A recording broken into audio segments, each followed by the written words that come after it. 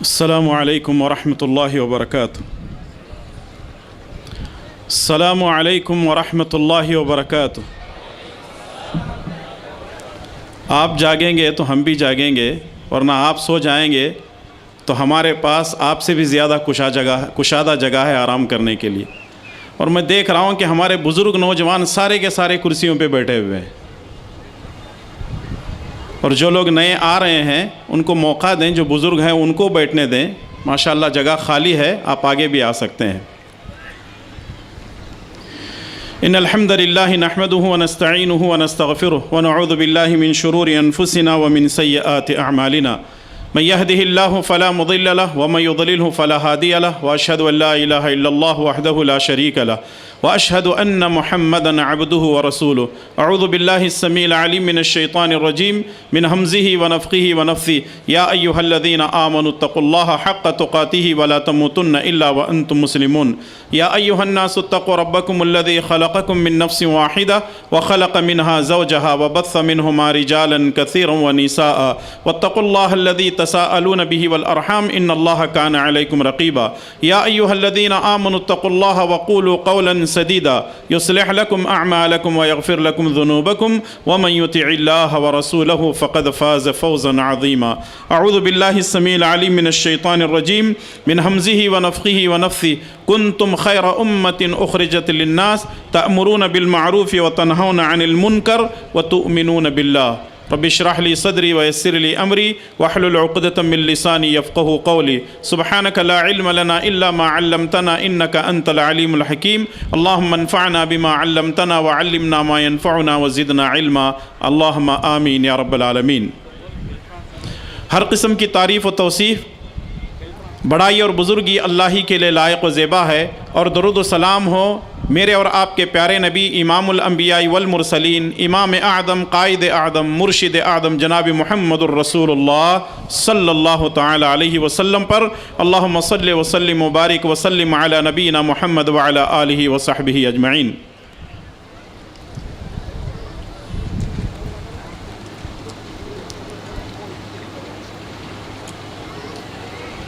آج کی یہ کانفرنس ضلعی جمعیت اہل حدیث باگل کوٹ کے زیر نگرانی، زیر اہتمام، اور صوبائی جمعیت اہل حدیث کرناٹک گوا کے زیر نگرانی یہ پروگرام رکھا گیا ہے، اور اس پہلی مجلس کی صدارت امیر صوبائی جمعیت اہل حدیث کرناٹک گوا فضیلت الشیخ عبد الوہاب ابن عبد العزیز جامع حفظہ اللہ فرما رہے ہیں، اور ہمارے درمیان ناظم اعلیٰ علی جناب محمد اسلم خان صاحب صوبائی جمعیت اہل حدیث کرناٹک گوا بھی موجود ہیں۔ اسٹیج پر تشریف فرما معزز علماء کرام، عمائدین جماعت و جمعیت، بزرگوں، نوجوان ساتھیوں، پردہ نشین خواتین اسلام، پیارے بچوں، اللہ تبارک و تعالی نے انسانوں کی ہدایت کے لیے بے شمار انبیاء علیہم الصلاۃ والسلام کو بھیجا، اور اس سلسلے کی آخری کڑی میرے اور آپ کے پیارے نبی جناب محمد الرسول اللہ صلی اللہ تعالی علیہ وسلم ہے۔ اللہ تعالیٰ نے جس نبی کو ہمیں بھیجا ہے وہ نبی بے شمار خصوصیات کے حامل ہیں، تو وہیں اللہ تبارک و تعالیٰ نے جس امت میں ہم کو پیدا فرمایا ہے یہ امت بھی بے شمار خصوصیات کی حامل ہے۔ آج کی اس کانفرنس میں امت محمدیہ صلی اللہ علیہ وسلم کی خصوصیات کیا ہیں، اس موضوع پر کچھ باتیں کتاب و سنت کی روشنی میں آپ کی خدمت میں پیش کرنے کی میں کوشش کروں گا۔ اللہ تعالیٰ مجھے اور آپ تمام کو جو خصوصیات پیش کی جا رہی ہیں اس پر پورا اترنے کی توفیق نصیب فرمائے، اور جن لوگوں نے یہ محفل سجائی ہے رات دن کوشش کرنے کے بعد الحمدللہ یہاں بیٹھنے اور پھر ہر چیز کا انتظام کیا ہے، اللہ تبارک و تعالیٰ ان لوگوں کو جزائے خیر عطا فرمائے، دنیا اور آخرت کی بھلائیاں نصیب فرمائے، آمین یا رب العالمین۔ امت محمدیہ کی بے شمار خصوصیات ہیں. اہل علم نے تقریباً 40 سے زیادہ خصوصیات بیان فرمائی ہیں، لیکن آئیے مختصر وقت میں کچھ خصوصیات میں آپ کے سامنے پیش کیے دیتا ہوں. امت محمدیہ کی سب سے پہلی اور سب سے بڑی خصوصیت یہ ہے کہ اللہ تبارک و تعالی نے اس امت کو خیر امت کہا ہے، اور یہ ایک بہت بڑا ٹائٹل ہے، ایک بہت بڑا لقب ہے جو اللہ تبارک و تعالی نے اس امت کو عطا کیا ہے.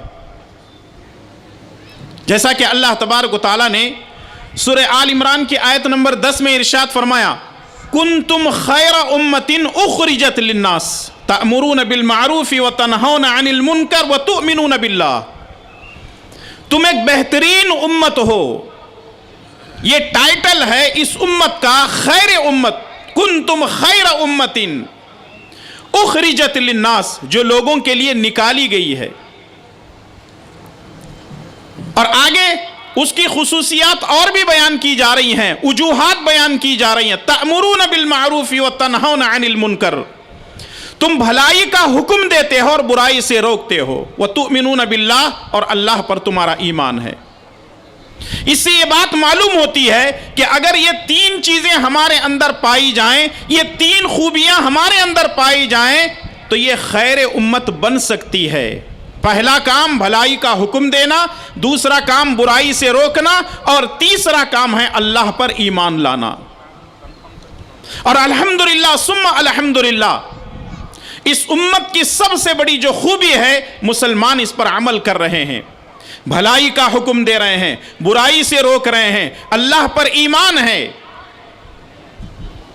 مسلمانوں کے اندر جتنے مسلک ہیں، مسلمانوں کے اندر جتنے جماعتیں ہیں، مسلمانوں کے اندر جتنی تنظیمیں ہیں، اپنے اپنے انداز سے بھلائی کا حکم دینے اور برائی کو روکنے کی پوری کوششیں کر رہے ہیں.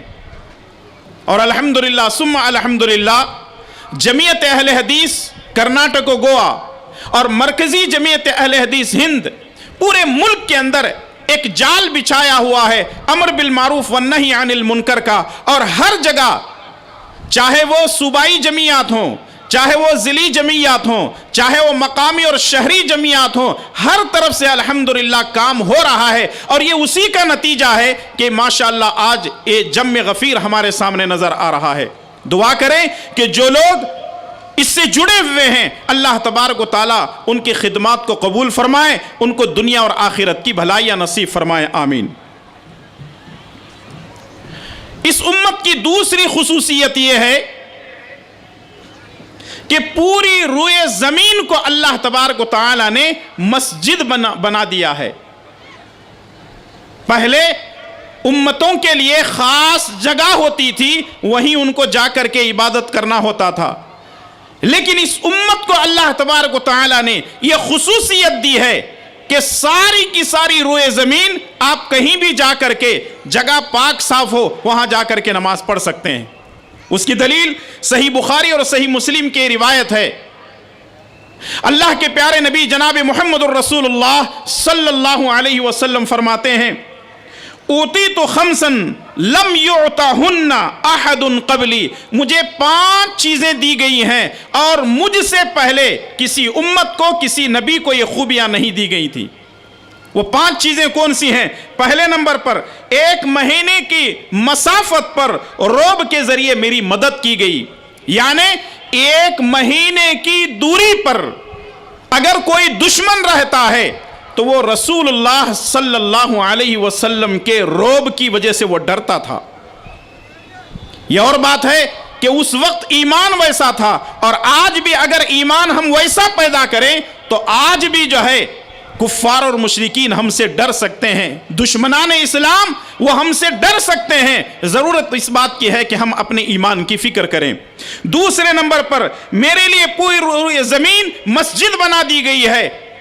اور تیسرے نمبر پر میری امت کا کوئی بھی فرد جہاں کہیں بھی نماز کا وقت ہو جاتا ہے وہ نماز پڑھ لے. اور چوتھے نمبر پر آپ نے فرمایا کہ مجھے شفاعت یعنی شفاعت عظمی دی گئی ہے. اللہ تعالیٰ نے مجھ سے پہلے کسی نبی کو یہ نہیں دی تھی. اور 5ویں نمبر پر मैं सारे इंसानों का नबी हूं, लेकिन इससे पहले जितने अंबिया अलैहिमुस्सलातु वस्सलाम आते थे वो किसी खास कौम या कबीले के लिए नबी बनकर आते थे। वमा अरसलनाका इल्ला रहमतल लिल आलमीन, जो ये रहमतुल लिल आलमीन कॉन्फ्रेंस आप देख रहे हैं, उसी से जुड़ी हुई बात यह है कि रसूलुल्लाह सल्लल्लाहु अलैहि वसल्लम किसी खास कबीले के लिए, किसी खास खित्ते के लिए, किसी खास मुल्क के लिए, न अरबों के लिए न अजमियों के लिए, बल्कि अल्लाह तबारक व तआला ने आपको रहमतुल लिल आलमीन बनाकर भेजा और सारी कायनात के लिए आप सल्लल्लाहु अलैहि वसल्लम नबी हैं।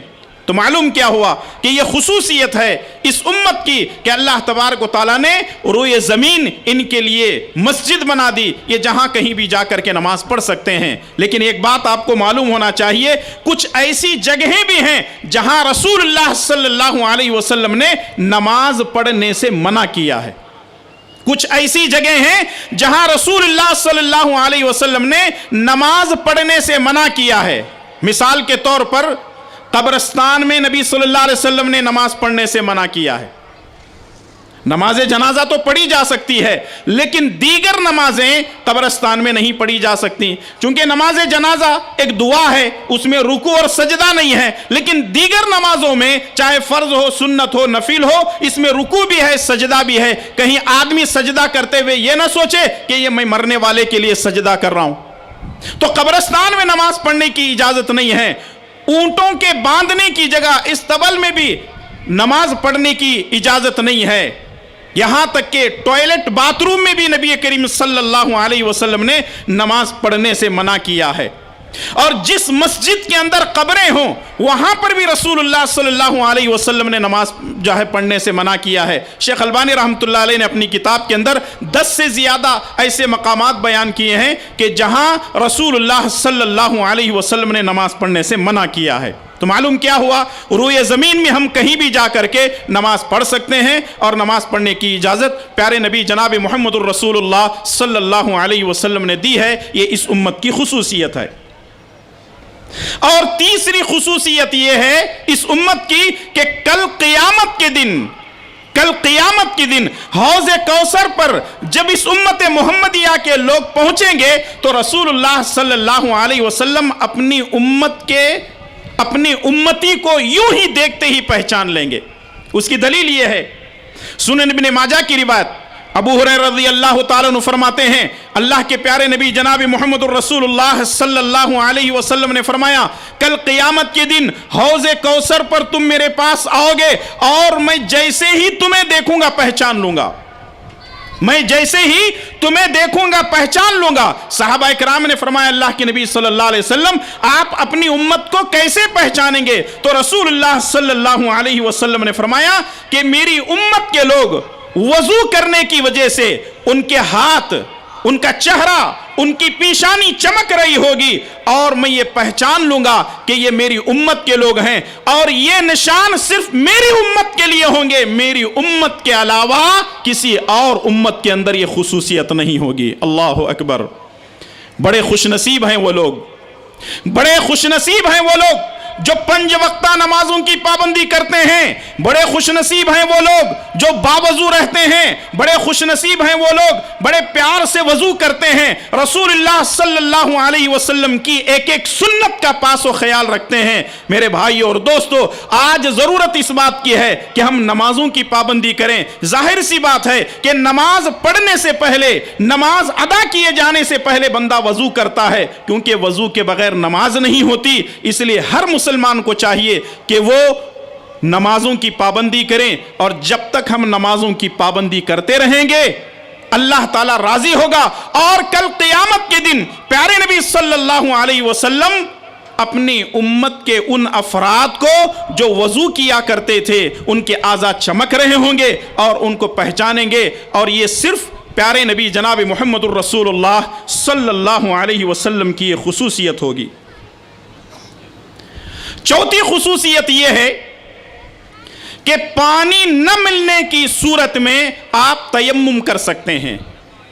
पानी न मिलने की सूरत में आप तयम्मुम कर सकते हैं। वो कैसे?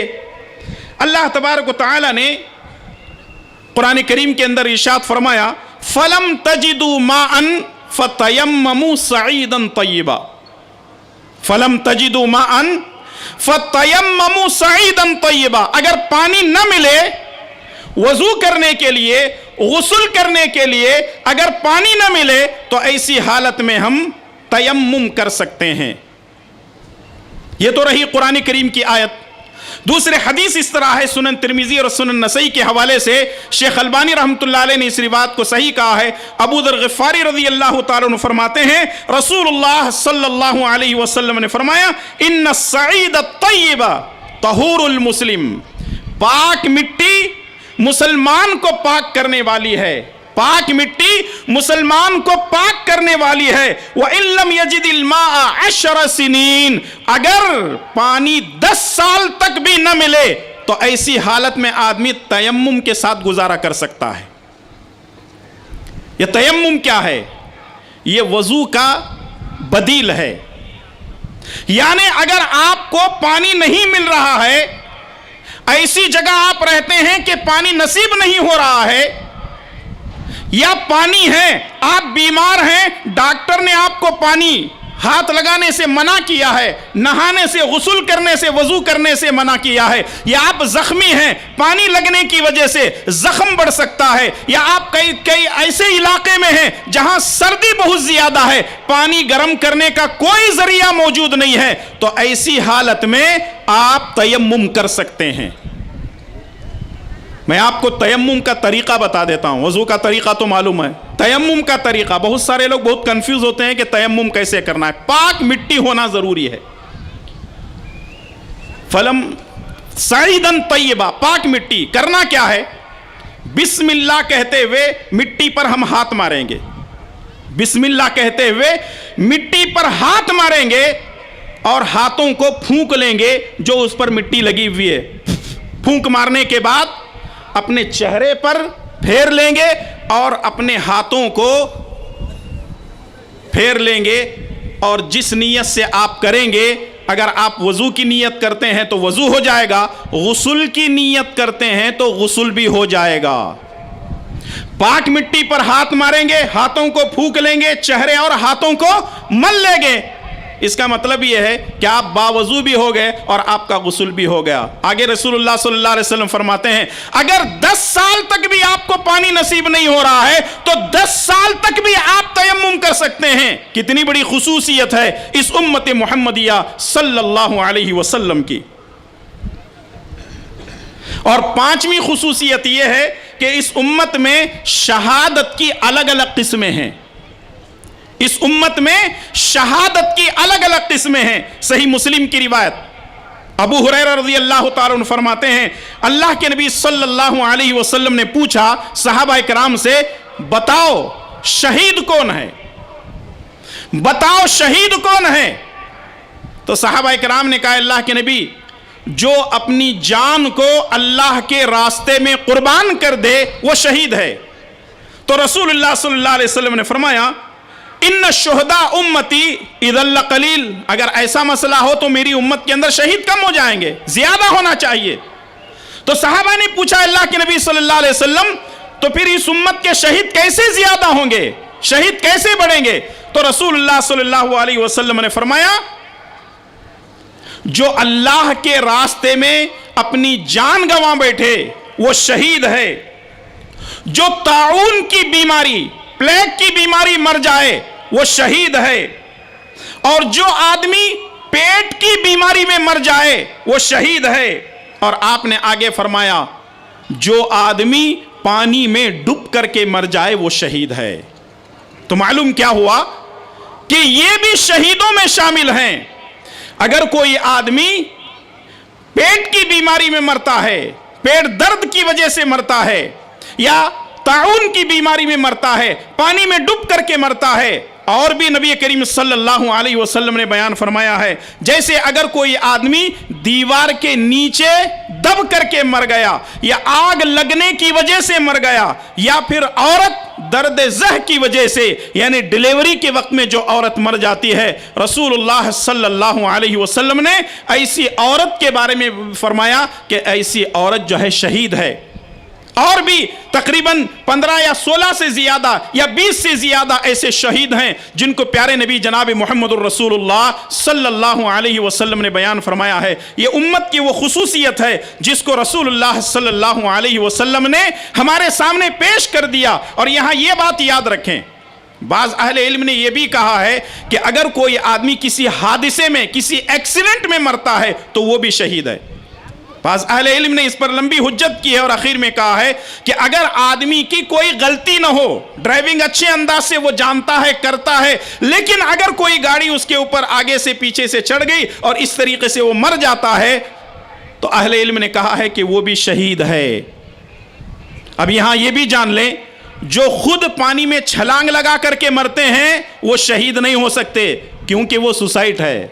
جو اپنے اوپر تیل چھڑک کر کے آگ لگا لیتے ہیں وہ شہید نہیں ہیں، یہ تو خودکشی ہے۔ اور اس کے علاوہ جو خود اپنے آپ سے کر لیتے ہیں ایسے لوگ شہید تو نہیں ہو سکتے ہیں، بلکہ ان کو یہ جان لینا چاہیے کہ الٹا اللہ تعالیٰ ان کو عذاب دے گا۔ اور چھٹی خصوصیت یہ ہے کہ ہمارے لیے یعنی اس امت کے لیے کچھ چیزیں حلال کی گئی ہیں، اس امت کے لیے کچھ چیزیں حلال کی گئی ہیں۔ سنن ابن ماجہ کی روایت ہے، شیخ البانی رحمۃ اللہ علیہ نے سلسلہ کے اندر اس کو صحیح کہا ہے۔ ابن عمر رضی اللہ تعالیٰ عنہ فرماتے ہیں رسول اللہ صلی اللہ علیہ وسلم نے فرمایا احلت لنا میتتان و دمان، احلت لنا میتتان و دمان فاما المیتتان فالحوت والجراد واما الدمان فالکبد والطحال۔ رسول اللہ صلی اللہ علیہ وسلم نے فرمایا کہ ہمارے لیے 2 مردے حلال ہیں اور 2 خون حلال ہیں۔ ہمارے لیے 2 مردے حلال ہیں اور 2 خون حلال ہیں۔ قرآن کریم کے اندر تقریباً 3 سے 4 جگہ اس طرح کی آیتیں موجود ہیں۔ سورہ بقرہ کے اندر اللہ تعالیٰ نے فرمایا انما حرم علیکم المیتۃ والدم ولحم الخنزیر وما اہل بہ لغیر اللہ۔ 4 چیزیں اللہ تبارک و تعالیٰ نے اس میں حرام کی ہیں۔ انما حرم علیکم المیتہ، مردار حرام ہے، والدم، اور خون بھی حرام ہے۔ مردار کا مطلب کیا ہے؟ مثال کے طور پر آپ ایک جانور لے کر آتے ہیں، حلال جانور ہے، بکرا ہے یا مرغی وغیرہ ہے، آپ لے کر آتے ہیں، اگر وہ مر جائے، چاہے وہ بکرا اوپر سے نیچے گر جائے، آپ نے اس کے گلے میں رسی باندھی تھی اور وہ اس کے لیے پھندا بن جائے، یا کسی نے ٹکر دے دی یا پھر کہیں ڈوب کر کے مر جائے، تو وہ جانور حلال تھا لیکن مرنے کی وجہ سے وہ ہمارے اوپر حرام ہو گیا۔ اسی طریقے سے خون ہے، خون بھی حرام ہے، چاہے وہ بہتا ہوا خون ہو، چاہے جمع ہوا خون ہو، چاہے وہ لے کر کے فوراً پی لیا جائے یا پھر اس کو پیس بنا کر کے کاٹ کر کے کھایا جائے یا ڈش بنا کر کے کھایا جائے، یہ ساری چیزیں حرام ہیں۔ لیکن رسول اللہ صلی اللہ علیہ وسلم نے ان دونوں حرام چیزوں میں سے 4 چیزوں کو حلال کیا ہے۔ یہ امت کی خصوصیت ہے۔ وہ کیا ہے؟ احلت لنا میتتان، 2 مردار ہمارے لیے حلال ہیں، 2 مردار ہمارے لیے حلال ہیں۔ پہلی چیز ہے مچھلی، پہلی چیز ہے مچھلی۔ اس کا مطلب یہ ہے کہ مچھلی اگر مر جائے تب بھی حلال ہے۔ سوچو اور غور کرو، اگر مچھلی کو ذبح کرنا، اگر مچھلی کو ذبح کر کے کھانے کا حکم ہوتا، بڑی مچھلیاں تو ٹھیک ہے، بسم اللہ اللہ اکبر ذبح ہو جاتی، وہ چھوٹی چھوٹی ہاتھ میں آتی بھی نہیں، وہ ذبح کرنے کے والے کا ہی مردہ نکل جاتا بیچارے گا، کتنی مچھلیوں کو ذبح کرے گا۔ لیکن اللہ تعالیٰ کی رحمت ہے، دین رحمت ہے، نبی رحمت ہے کہ اللہ تعالیٰ نے ہمارے ساتھ رحمت کا معاملہ کیا۔ اس امت کی خصوصیت یہ ہے کہ آپ مچھلی بغیر ذبح کیے کہ آپ جو ہے مردہ مچھلی ہی کھا سکتے ہیں۔ اور دوسری چیز ہے والجراد، ٹڈی۔ ٹڈی کس کو بولتے ہیں؟ جیسے اس کو پکڑتے ہیں تو تھوڑی دیر میں فوراً مر جاتا ہے۔ ہماری زبان میں اس کو بولتے ہیں چڈا یا چڈا۔ اب آپ بولیں گے مولانا اور کیا کیا کھلائیں گے؟ بات دراصل یہ ہے کہ یہ حلال ہے، ہمارے نہ کھانے کی وجہ سے کوئی چیز حرام نہیں ہوتی، جو حلال ہے وہ حلال ہی ہے۔ مثال کے طور پر آج دیکھیں، کسی مچھلی مارکیٹ میں آپ چلے جائیں، کچھ لوگ جھینگا نہیں کھاتے ہیں، کچھ لوگ کیکڑا نہیں کھاتے ہیں، جھینگے کے بارے میں کہتے ہیں کہ یہ مکروہ ہے، کہتے ہیں کہ یہ مکروہ ہے۔ یہ کہاں سے لے کر کے آتے ہیں لوگ، جبکہ वाज़ेह दलाइल मौजूद हैं कि हुवा तहूरु माउहु वल हिल्लु मैता। समंदर के बारे में प्यारे नबी सल्लल्लाहु अलैहि वसल्लम ने फरमाया समंदर का पानी पाक है, उसका मुर्दा हलाल है, आप खा सकते हैं। वल हिल्लु मैता, उसका मुर्दा जो हलाल है आप खा सकते हैं। झींगा खा सकते हैं, केकड़ा खा सकते हैं। अब जो लोग झींगा खा रहे हैं, केकड़ा खा रहे हैं, क्या वो हराम खा रहे हैं या मकरूह खा रहे हैं? जो हलाल है उसको इस्तेमाल कीजिए। आगे रसूलुल्लाह सल्लल्लाहु अलैहि वसल्लम ने फरमाया व अम्मद दमान फल किबदु वत्तिहाल, दो खून हमारे लिए हलाल हैं, एक है कलेजी और दूसरे है तिल्ली। कलेजी और तिल्ली हमारे लिए हलाल है। अच्छा, ये जैसे ही बकरीद का महीना आता है, यूट्यूबर यूट्यूब पे आते हैं, सोशल मीडिया पे कोई कहता है कि बकरे के अंदर 3 चीज़ें खाना हराम है, कोई कहता है कि 5 चीज़ें खाना हराम है, कोई कहता है कि 7 चीज़ें खाना हराम है। ये ऐसे लोग हैं अंदर से खाते खुद हैं लेकिन यूट्यूब पे हर चीज़ को हराम करते बैठते हैं। और ऐसे लोग हैं ना उनको अल्लाह मालूम, ना रसूल मालूम, ना दीन मालूम, ना दुनिया मालूम, बस अपनी मर्जी चला रहे हैं। यूट्यूब चलाना है और जो बकना है वो बकवास बकते रहते हैं। ऐसे लोगों से अपने आप को बचा करके रखिए। दीन किसी शख्सियत का नाम नहीं है, दीन किसी के ख्यालात का नाम नहीं है, दीन किताब व सुन्नत का नाम है। अगर किताब व सुन्नत के अंदर वो चीज़ मिल जाती है तो ज़रूर उसको इस्तेमाल कीजिए, वरना ये लोग बड़े बदनसीब हैं, इस तरीके से हलाल चीज़ों को हराम कर करके जो है अपनी दुनिया और आखिरत दोनों तबाह बर्बाद कर रहे हैं। इस उम्मत की 7वीं खुसूसियत यह है, इस उम्मत की 7वीं खुसूसियत यह है कि अल्लाह तबारक व तआला ने इस उम्मत को सलाम दिया है और आमीन भी दिया है।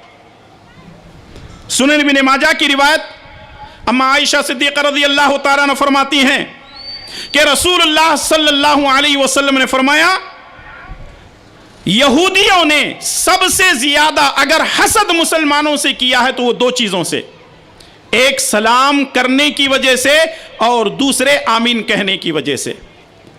तो इससे बात मालूम होती है यहूदियों को हमारे सलाम से बहुत ज़्यादा तकलीफ़ होती है।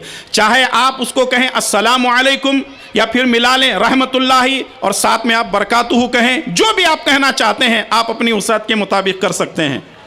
लेकिन रसूलुल्लाह सल्लल्लाहु अलैहि वसल्लम ने फरमाया कि हमारे सलाम से यहूदियों को बहुत ज़्यादा तकलीफ़ है, यानी उनके अंदर सलाम नहीं था। इस उम्मत की खुसूसियत है कि अल्लाह तबारक व तआला ने हमको सलाम से नवाजा है और रसूलुल्लाह सल्लल्लाहु अलैहि वसल्लम ने सलाम को आम करने का हुक्म दिया है। आज के कुछ बदनसीब ऐसे लोग हैं जब हम उनको सलाम करते हैं तो वो ऊपर से लेकर नीचे तक आपको स्कैन करते हैं। हमारी टोपी वाला है क्या, हमारे जुब्बे वाला है क्या, हमारे कुर्ते वाला है क्या, हमारी जमात वाला है क्या, हमारी नस्ल वाला है क्या। फिर उसके बाद उनकी मर्जी है चाहे वो सलाम का जवाब दे दे या मुंडी मार करके निकल जाए। कितने बदनसीब हैं वो लोग। इस उम्मत की खुसूसियत है सलाम। प्यारे नबी सल्लल्लाहु अलैहि वसल्लम के बारे में आता है, अनस बिन मालिक फरमाते हैं कि सारा बाजार घूर करके आते लेकिन कोई जो है सौदा नहीं खरीदते। अनस बिन मालिक ने पूछा अल्लाह के नबी आप मार्केट सारी घूमते हैं, उक्कास बाजार जाते हैं लेकिन कुछ खरीदते नहीं, आखिर जाने की वजह क्या है? रसूलुल्लाह सल्लल्लाहु अलैहि वसल्लम ने फरमाया कि मैं सलाम को आम करने के लिए गया था। अल्लाह अकबर। नबी की सुन्नत पर हमारा अमल भी होना चाहिए।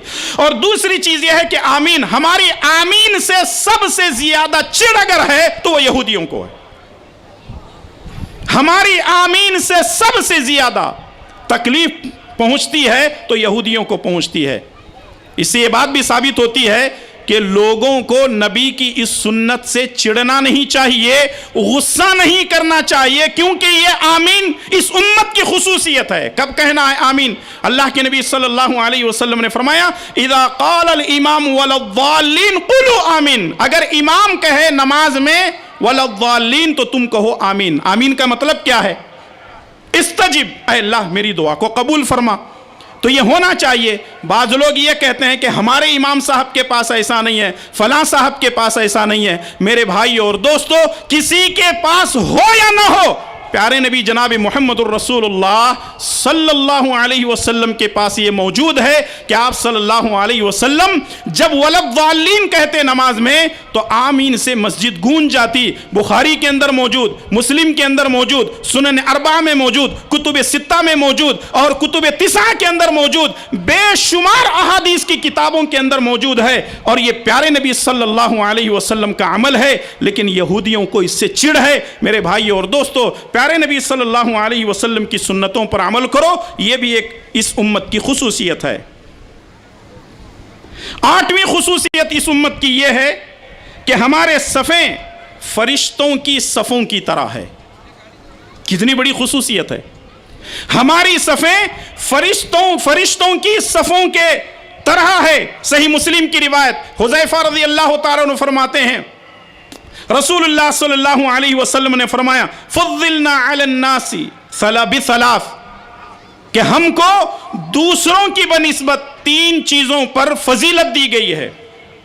उनमें से रसूलुल्लाह सल्लल्लाहु अलैहि वसल्लम ने फरमाया, हमारी सफ़ें फरिश्तों की सफ़ों की तरह करार दे दी गई है। और दूसरी चीज़, हमारे लिए रुए ज़मीन सजदगाह बना दी गई है। और तीसरी चीज़ यह है कि सूरह बकरा की आखिरी 3 आयत, सूरह बकरा की आखिरी 3 आयत ये अर्श के नीचे से दी गई हैं। तो मालूम क्या हुआ कि इस उम्मत की खुसूसियत में से एक खुसूसियत यह है कि हमारी सफ़ों को फरिश्तों की सफ़ों के बराबर करार दे दिया गया है।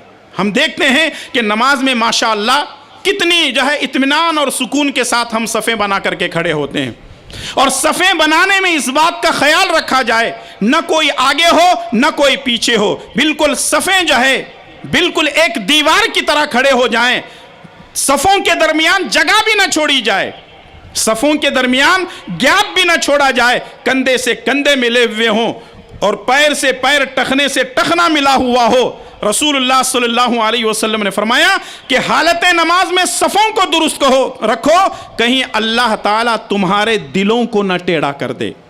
इसलिए मेरे भाई और दोस्तों, माएँ और बहनें, जब भी नमाज पढ़ें सफ़ों की दुरुस्तगी का ख्याल रखें। इस उम्मत की खुसूसियत यह है कि हमारी जो सफ़ें हैं वो फरिश्तों की सफ़ों के बराबर हैं। और 9वीं खुसूसियत इस उम्मत की यह है कि रसूलुल्लाह सल्लल्लाहु अलैहि वसल्लम ने हमको नमाज इशा पढ़ने की ताकीद की है। या यूं समझिए कि ये तो फ़र्ज़ है, ताकीद का मसला क्या है? आखिर इसके अंदर कौन सी ऐसी खुसूसियत है? सुनन अबू दाऊद की रिवायत, शेख अलबानी रहमतुल्लाह अलैह ने इस रिवायत को सही कहा है। मुआज़ इब्न जबल रज़ी अल्लाह तआला अन्हु फरमाते हैं, रसूलुल्लाह सल्लल्लाहु अलैहि वसल्लम ने फरमाया, अतिमु बिहादिहि सलाह, नमाज इशा को तुम देर से पढ़ा करो, नमाज इशा को तुम देर से पढ़ा करो, क्योंकि तुम्हें इसकी वजह से दूसरी उम्मतों पर फजीलत दी गई है और तुमसे पहले किसी उम्मत ने इशा की नमाज नहीं पढ़ी है। अल्लाह अकबर। इस उम्मत की खुसूसियत यह है कि इशा की नमाज हमको दी गई है और इशा की नमाज इससे पहली वाली उम्मतों में से किसी ने नहीं पढ़ी है। मेरे भाइयों और दोस्तों, नमाज चूंकि फ़र्ज़ है, नमाज चूंकि फ़र्ज़ है हर मुसलमान पर, मर्द पर, औरत पर, जवान पर, बूढ़े पर, बालिग होने के बाद नमाज पढ़ना ही पढ़ना है। लेकिन अफसोस के साथ ये कहना पड़ता है, अफसोस के साथ ये कहना पड़ता है कि आज उम्मत नमाज पढ़ने को तैयार नहीं है। और आपने ये भी फरमाया, इशा की नमाज और फजर की नमाज, इशा और फजर की नमाज ये मुनाफिकों पर भारी है। आज हम बड़ी मुश्किल से ज़ोहर, असर और मगरिब पढ़ लेते हैं, लेकिन इशा की नमाज हम पर भारी होती है, फजर की नमाज हम पर भारी होती है। मेरे भाई और दोस्तों, नमाजों की पाबंदी करो।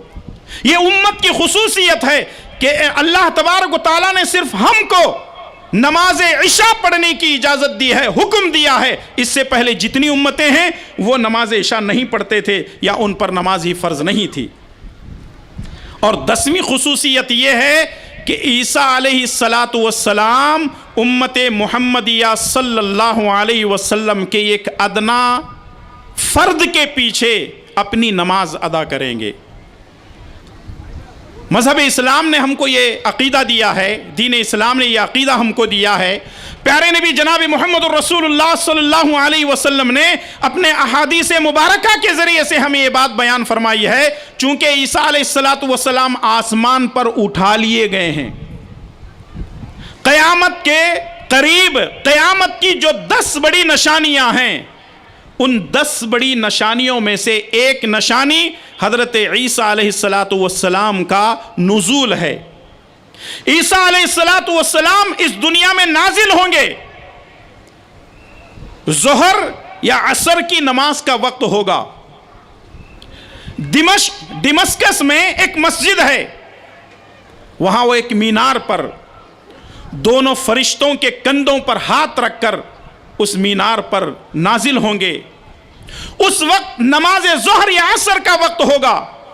امام مہدی علیہ السلام، جن کے بارے میں اللہ کے نبی صلی اللہ علیہ وسلم نے فرمایا ان کے باپ کا نام میرے باپ کا نام ہوگا، ان کی ماں کا نام میری ماں کا نام ہوگا، خانہ کعبہ کا وہ طواف کر رہے ہوں گے، لوگ ان کو دیکھ کر کے پہچانیں گے کہ یہ امام مہدی ہیں۔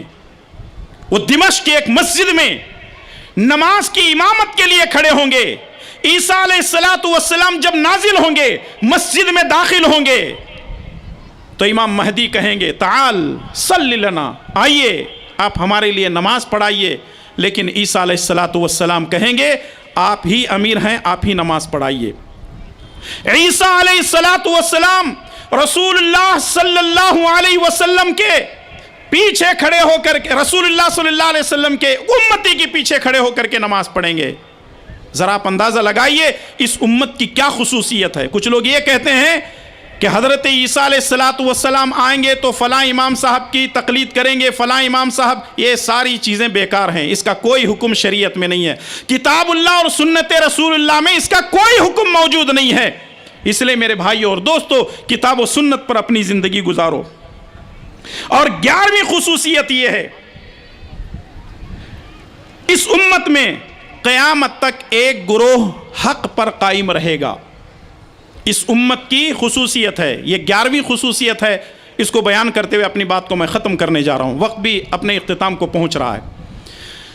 اس امت کی خصوصیت یہ ہے، قیامت تک اس امت کے اندر ایک گروہ، ایک جماعت حق پر قائم رہے گی۔ جیسا کہ اللہ کے پیارے نبی صلی اللہ علیہ وسلم فرماتے ہیں لا تزال طائفۃ من امتی ظاہرین علی الحق، میری امت کا ایک گروہ ہمیشہ حق پر قائم رہے گا۔ میری امت کا ایک گروہ ہمیشہ حق پر قائم رہے گا، جو ان کو بے یار و مددگار چھوڑ دے گا وہ ان کو نقصان نہیں پہنچائے گا حتیٰ کہ اللہ تعالی کا حکم آ پہنچے۔ سوال یہ ہے کہ آخر وہ گروہ کون سا ہے جو حق پر ہے اور قیامت تک باقی رہے گا؟ امام احمد بن حنبل رحمۃ اللہ علیہ فرماتے ہیں، امام احمد بن حنبل رحمۃ اللہ علیہ فرماتے ہیں ان لم یکونوا اہل الحدیث فلا ادری منہم من ہم، اگر اہل حدیث اس کے حقدار نہیں ہے تو مجھے نہیں معلوم پھر کون ہو سکتے ہیں۔ انہوں نے کہا اہل الحدیث الحمدللہ ثم الحمدللہ، ہم فرقہ نہیں ہیں، ہم فرقہ نہیں ہیں، ہم جماعت ہیں، ہمارا تعلق جماعت اہل حدیث سے ہے، ہم کتاب و سنت کی بات کرتے ہیں، ہمارے پاس سارے ائمہ اکرام کا احترام ہے، ہم ہر امام کی قدر کرتے ہیں۔ لوگ کہتے ہیں کہ نہیں 4 امام میں سے کسی ایک امام کے پیچھے جانا ضروری ہے، ہم کہیں گے اگر 4 میں سے ایک کے پیچھے جا رہے ہیں تو پھر اس کا مطلب یہ ہے کہ آپ 3 کو چھوڑ رہے ہیں۔ ہم کہتے ہیں کہ سارے اماموں کو مانو، سارے اماموں کو مانو، اور وہ 4 5 10 15 20 25 50 100 نہیں ہیں، سینکڑوں کی تعداد میں ہیں، چاہے وہ حدیث لکھنے والے امام ہوں، چاہے وہ تفسیر لکھنے والے امام ہوں، چاہے وہ سیرت لکھنے والے امام ہوں، چاہے وہ اور بھی بہت ساری جنہوں نے دین کی خدمت کرنے والے امام ہوں، ان تمام ائمہ اکرام کی قدر کرنا ضروری ہے، اور الحمدللہ ہم وہ کرتے ہیں۔ اگر کوئی آدمی اپنے آپ کو حنفی کہتا ہے تو وہ پھر امام شافعی رحمۃ اللہ علیہ کے تعلق سے اپنے دل کے اندر اتنی وسعت نہیں رکھتا۔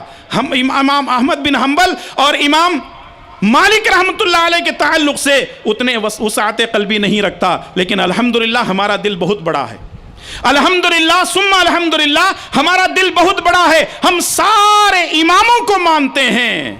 لوگ کہتے ہیں کہ اہل حدیث اماموں کو نہیں مانتے، معلوم ہونا چاہیے کہ ہم اہل حدیث اماموں کو ویسے نہیں مانتے جیسے آپ ماننا چاہتے ہیں یا منوانا چاہتے ہیں، ہم ویسے مانتے ہیں جیسے ماننے کا حکم دیا گیا۔